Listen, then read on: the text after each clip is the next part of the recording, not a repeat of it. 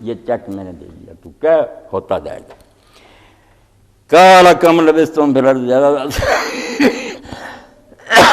اب تو یہ سمجھتے ہیں نا کہ زندگی بڑی ہے، ہیں یہ ختم ہونے میں نہیں آتی، تاش کھیلیں، شطرنج کھیلیں، شرابیں پئیں، ڈانس دیکھیں، ان کی زندگی ختم نہیں ہوتی، بیچارے تفریحوں میں گزار رہے ہیں، مگر وقت آئے گا جب ہاتھ کاٹیں گے اور کہیں گے کم لبثتم، آپس میں باتیں کریں گے، یار کتنا وقت رہے ہم دنیا میں، اندازہ کرو نا کہ جو ہم دنیا میں رہے تھے جب یہ سمے بڑی پڑی ہے، وہاں کہیں گے کتنا دیر رہے ہیں دنیا میں۔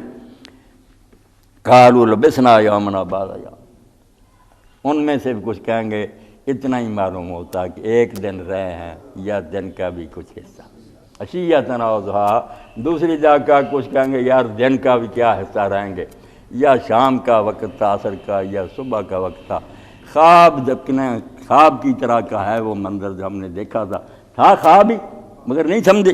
فصل الدین، پھر ناراض ہو کر کہیں گے یار کیا یہ سوال تمہیں چھیڑ دیے ہیں کہ کتنا وقت رہا ہے، جس نے کوئی حساب یہ لکھ رکھا پوچھتے پھر اس سے اگر کسی کو یاد ہے، ہمیں نہ چھیڑو، ہمیں کوئی پتہ نہیں، بیزار ناراض، کیا اب یہ سننا بھی نہیں چاہتے کتنا کیا یار پوچھتے ہو، کسی کو یاد ہے تو بتاتا پھرے، ہمیں تو کوئی یاد نہیں۔ توبہ توبہ۔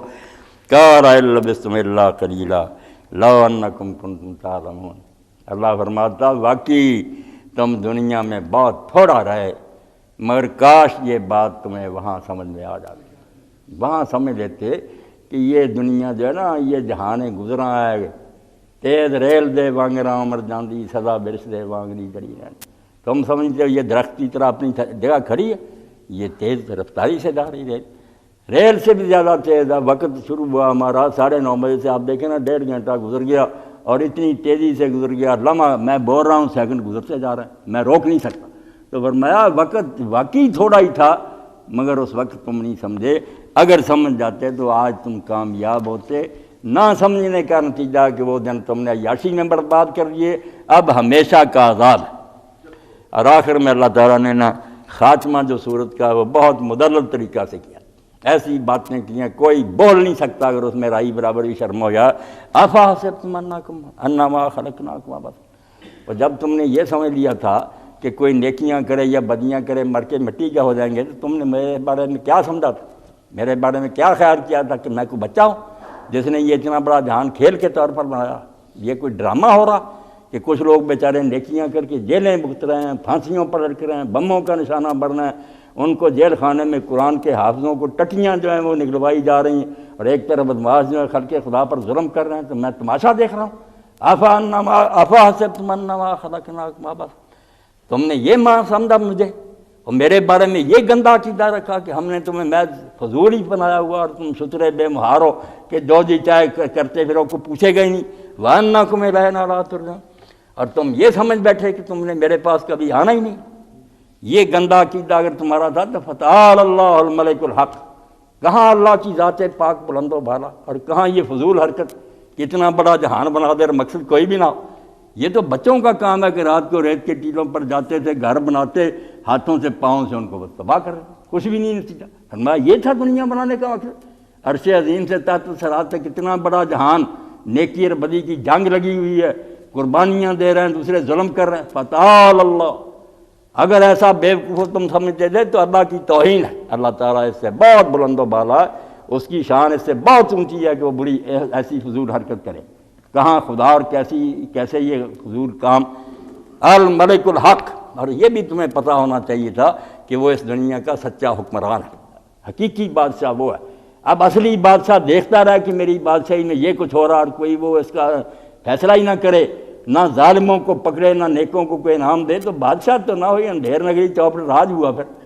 ایسا بادشاہ جو ہے وہ سچا بادشاہ کیا، حقیقی حکمران کیا ہے، وہ تو کام کر بیوقوف ہو سکتا۔ مجھے یہ سمجھے بیٹھے تھے، اور اگر تمہارا یہ یقین تھا کہ کوئی چھڑانے والے آ جائیں گے کہ قیامت ہے، ٹھیک ہے مانتے ہیں، مگر وہاں بہت سفارش کریں گے چھڑا دیں گے، تو یاد رکھو لا الہ الا ہو، اس کے سوا کسی کے پاس کوئی طاقت نہیں ہے، کوئی کسی کی فریاد رسی نہیں کر سکے گا۔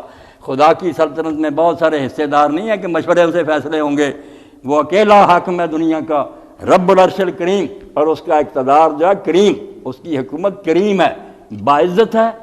وہ ایسی گئی گزری نہیں کہ ڈاکو دن بناتے پھر بگاڑ کچھ نہ سکے، بلکہ ڈاکوؤں سے صلح کر کے اپنی حکومتیں چلائے۔ کریم وہ معزز سلطنت ہے، اپنے زور پر قائم ہے، اور ساتھ ہی وہ رحمت والی کرم والی حکومت ہے۔ وہاں یہ ہو ہی نہیں سکتا کہ اس کی خاطر نیکیاں کرنے والے انعام سے رہ جائیں۔ کریم نہ ہوا، ظالم ہوا کہ روز راحتوں کو جاگتے رہے۔ حکیم صاحب جیسے فرما رہے تھے کہ کئی جو اللہ کے نیک بندے اپنا پیٹ کاٹ کر غریبوں کو دیتے رہے، خود بھوکے رہتے رہے، ان کو دیتے رہے، ملا کچھ بھی نہ۔ فرمایا پھر رب العرش الکریم تو نہ ہوا، اس کی سلطنت کریم نہ ہوئی، ظالم اور بے رحم ہوئی کہ نیکیاں کرنے والوں کو کوئی صلاح ہی نہیں دیا گیا۔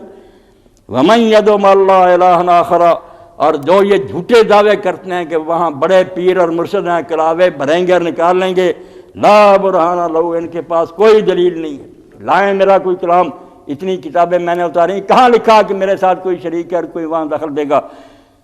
فَإِنَّمَا حِسَابُهُ عِندَ رَبِّهِ، یہ جھوٹے دعوے کرنے والے اور جھوٹے عقیدے رکھنے والے جو ہیں، اللہ نے ان کا لکھ لیا یہ غلط قول، اور ان کو اللہ کی عدالت میں حساب دینا پڑے گا۔ لیا وہ ثبوت، کس نے بتایا تھا تمہیں کہ اللہ کے ساتھ دوسرے بھی ہیں حصے دار؟ اور یہ جواب نہیں دے سکیں گے، انہ لا یفلح الکافرون۔ وہاں پتہ چل جائے گا کہ یہ مومن نہیں تھے، یہ مشرک کافر تھے، اور کافر وہاں کامیاب نہیں ہو سکیں، کوئی چھڑانے والا نہیں آئے گا۔ اور آخر میں ہمیں دعا سکھا دی، جو سمجھ لیں اللہ تعالیٰ کے در رحمت کرم کا دروازہ کھولنے کی کنجی، ہر بندے کو پڑھنی چاہیے۔ سورت ختم ہوئی اور اس کو حفظ کرنا چاہیے، وَقُلْ رَبِّ اغْفِرْ وَارْحَمْ وَأَنْتَ خَيْرُ الرَّاحِمِينَ۔ اپنے حبیب پاک سے کہا اور ان کے ذریعے ہمیں بتایا کہ ان نامرادوں کو ٹھٹھے کرنے دو، ظالموں کو، تم میرے سامنے ہر وقت یہ دعا کرتے رہو، رب اغفر، میرے آقا غلطیاں ہوں تو معاف کر دینا، ورحم، نیکی اگر تیری توفیق سے کچھ ہو تو اپنے فضل و کرم سے قبول کرنا، وانت خیر الراحمین، اور تیری رحمت سب سے بہتر اور سب سے اعلیٰ۔ یہ جو ہم کر دیتے ہیں نا رحم کرنے والوں سے، بہت بہتر، یہ اسرائی صاحب نے اچھا لکھا، حوالے دیے کہ عربی زبان میں، یار یہ محاورہ نہیں کہ کئی رحم کرنے والے ہیں، ان میں سچا یہ ہے کہ رحمت جب کرتا ہے معمولی رحمت نہیں کرتا، جب کہیں نا خیر الرازقین خیر الرازقین، ایک ہوتا ہے کہ تھوڑا سا دے کر، جیسے اقبال نے کہا طنز کے طور پر، سمندر سے میرے پیاسے کو شبنم، بخیلی ہے یا رزاقی نہیں۔ سمندر جو ہے وہ پیاسے کو دے دے کہ جا شبنم چاٹ رہا، بھرا ہوا سمندر، تو یہ پھر رزاقی تو نہ ہوئی، کنجوسی ہوئی نا۔ تو اللہ تعالیٰ ایسا نہیں ہے، وہ خیر الرحمین، رحمت کرے گا تو رحمت کی انتہا ہوگی، پھر رزق دے گا تو بہترین رزق دے گا۔ یہ نہیں کہ رزق دینے والوں میں سے بہترین ہے، نہیں، رزق دینا پر آئے تو پھر رزق جو دے گا وہ معمولی نہیں ہوگا، اعلیٰ ترین رزق ہوگا۔ رحم کرے گا تو اعلیٰ ترین رحمت ہوگی۔ تو اللہ یہی فرماتا کہ یہ دعا کرتے رہو، اللہ کے رسول علیہ السلام بھی کرتے تھے، اللہ نے یہی ہدایت فرمائی کہ یہ دنیا آزمائش کی جگہ۔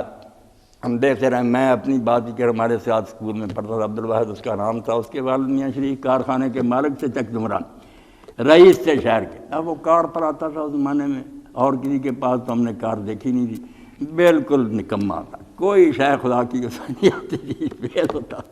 اب کار میں آنے کا کیا تھا؟ کار کو اگر ہم دیکھتے رہتے یہ کار میں آتا ہے، کیا نتیجہ تھا؟ امتحان میں فیل۔ اور جو ہم نیچے بیٹھتے تھے، ٹاٹ بھی نصیب نہیں تھے، گھاس پر ہی بیٹھتے تھے ہائی اسکول میں، اول نمبر وظیفہ۔ تو یہ کیا دیکھ رہا ہے کہ اس دنیا میں کوئی نیچے بیٹھ کر پرچہ دے رہا ہے یا وہ تخت پر دے رہا ہے؟ پتہ تو چلے گا جب نتیجہ سنایا جائے۔ کتنے ہیں جو دنیا کی نظروں میں وہ بالکل مسکین اور کنگال ہیں، مگر مسیح علیہ السلام جیسے انجیل میں فرماتے ہیں کہ کتنے ہیں جو دنیا میں وہ مسکین سمجھے گئے مگر خدا کے ہاں وہ غنی ہوں گے، اور کتنے غنی ہیں جو اس نے